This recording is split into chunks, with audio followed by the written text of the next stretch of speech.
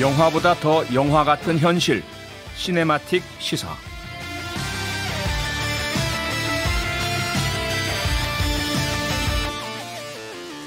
영화 감독이 뽑은 시사 이야기로 한 주를 마무리하는 시간입니다. 영화 마라톤과 대립군 등을 만든 정윤철 감독님, 어서 오십시오. 네, 안녕하십니까? 네.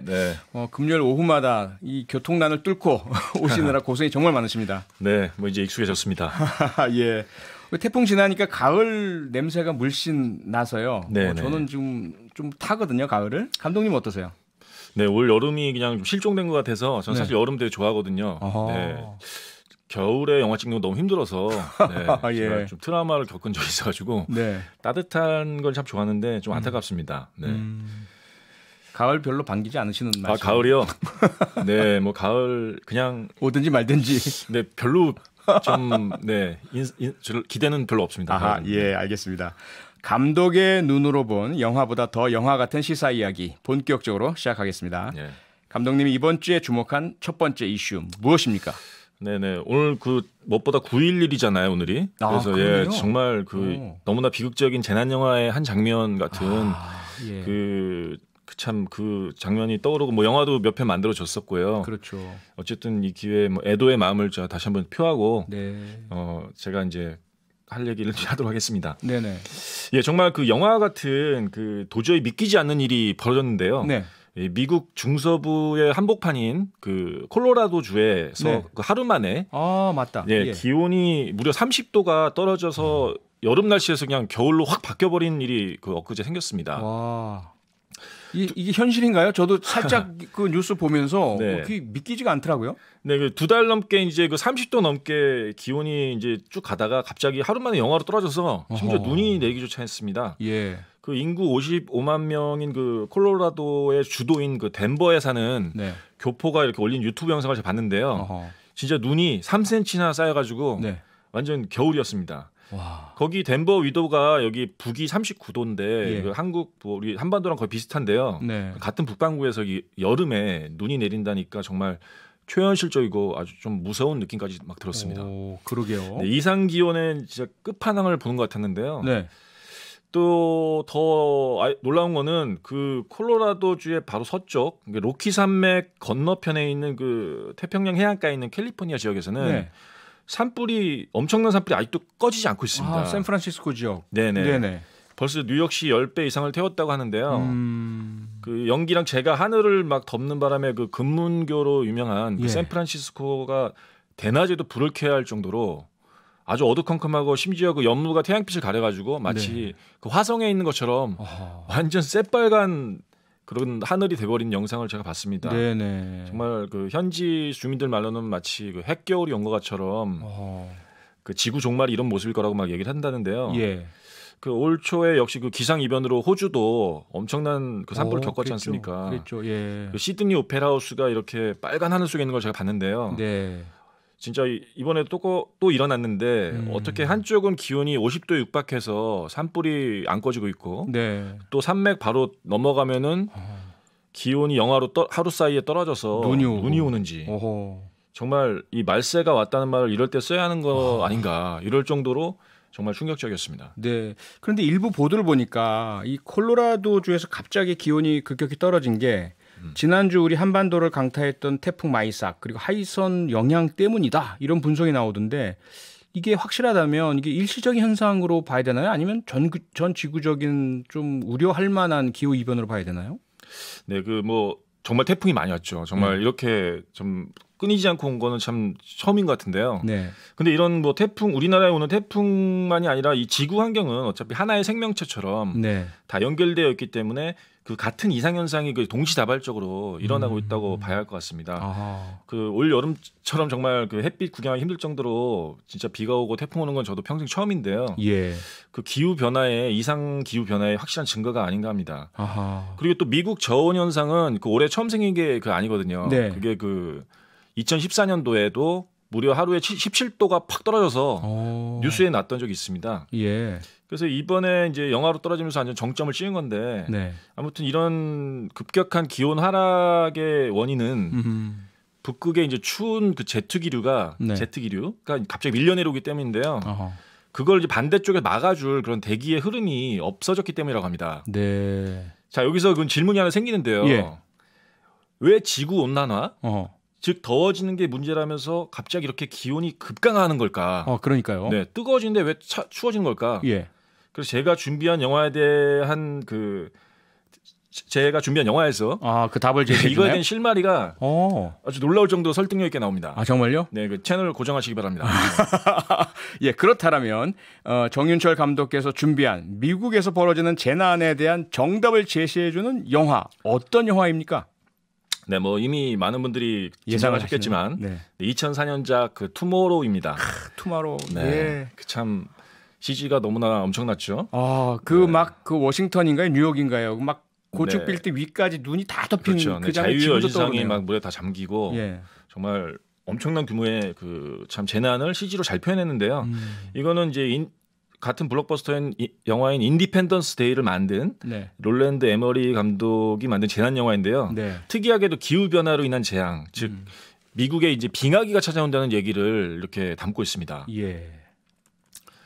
뭐 내용 설명 한번 좀 스토리를 간략하게 보신 분도 많으시겠지만 안 보신 분도 계실 거란 말이죠. 좀 설명 좀 해주시죠. 네, 저도 이번에 새로 다시 봤는데요. 정말 굉장히 비슷한 지점들이 너무 많아서 놀랐습니다. 그 이제 주인공은 그 고대 기후 연구를 하는 그 교수인데요. 이분이 이제 지구 온난화 국제 회의에서 지구에 다시 빙하기가 올 수 있다는 발표를 합니다. 근데 이제 사람들이 왜 지구 온난화 회의에 와서 뜬금없이 그 추워진다는 얘기를 하냐라고 이제 반론을 피죠. 그랬을 때 이제 박사가 이제 말을 하는데 바로 그 지구 온난화로 인해서 남극과 북극에 이제 얼음이 녹고 그 차가운 물이 녹아서 바닷물 해류가 바뀌면서 북쪽의 찬 공기를 이제 막지 못하기 때문에 결국 북반구가 얼어붙어 빙하기가 다시 온다라는 얘기를 하는데요. 지금 덴버의 상황이랑 너무 비슷해요. 콜로라도 상황이랑. 어쨌든 뭐 그런 얘기를 하면서 이제 막대한 이산화탄소 배출로 인해서 지구 온난화가 이제 지구에 오히려 빙하기를 불러오는 아이러니를 이제 가져온다는 것이죠. 근데 이제 박사는 여기서 이제 물론 이제 그러려면 몇십 년 걸리겠지만 지금부터 이제 대응을 해야 된다 이런 얘기를 하는데 근데 이제 진짜 예상보다 빨리 바로 이제 그런 재난이 닥치는 겁니다. 그 와중에 이제 박사가 이제 그걸 해결하려고 하고 뭐 또 이런 가운데 이제 재난 영화의 공식대로 이제 그다음에 흘러가는데요. 어쨌든 이런 소재와 주제를 이제 말하는 것이 굉장히 이제 지금 와닿는 영화죠. 그런데 재난 영화 무척 많잖아요. 그 얼핏 기억나는 게 2012도 있고, 그렇죠. 우리나라 해운대 뭐 여러 가지가 있는데요. 뭐 지진 영화도 있고요. 왜 투마로우가 볼케이노 이런 것도 있죠. 그것도 2004년이면 상당히 16년 전이잖아요. 그 오래된 영화인데 왜 지금도 이렇게 재난 영화의 대명사처럼 뽑히는 걸까요? 일단 뭐 흥행이 되게 잘 됐고요. 그 당시 미국에서만 2억 불 이상 흥행됐고 국내에서도 한국에서도 400만 정도 됐습니다.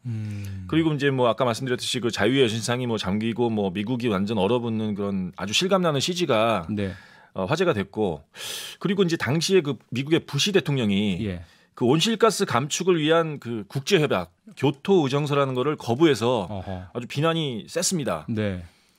이제 석유 재벌 출신인 부시가 이제 그런 뭐 기후 협약에 찬성할 리는 없었겠죠.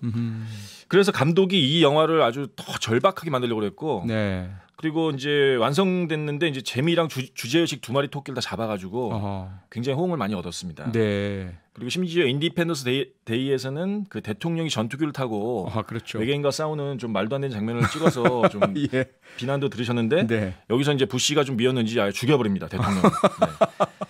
어쨌든 그래서 이제 여기에 이제 안타고니스트로 나오는 그 주인공이 경고하는데 막 반대하는 그 부통령은 이제 나중에 이런 말합니다. 인류는 그동안 지구의 자원을 마음대로 써도 되는 권리가 있는 줄 착각했습니다. 라고 반성하는 장면이 나오는데요.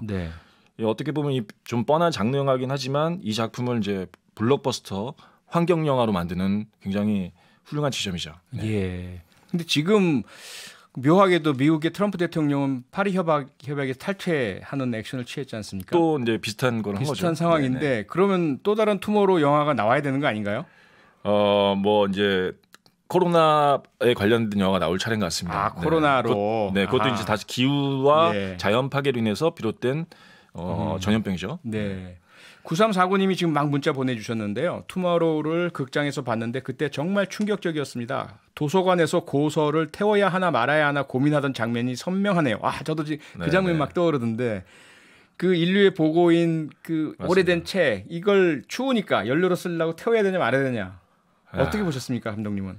정말 진짜 뭐 피카소의 그림이라도 추우면 어쩔 수 없이 살아야 되니까 사는 게 우선이겠죠. 그렇죠. 네, 근데 참 정말 그런 굉장히 긴장을 잘 자아내는 아주 훌륭한 장면이었던 것 같아요. 그냥 뭐 다른 설명 없이도 얼마나 절박한 상황인가를 잘 보여준 장면인 것 같습니다. 네.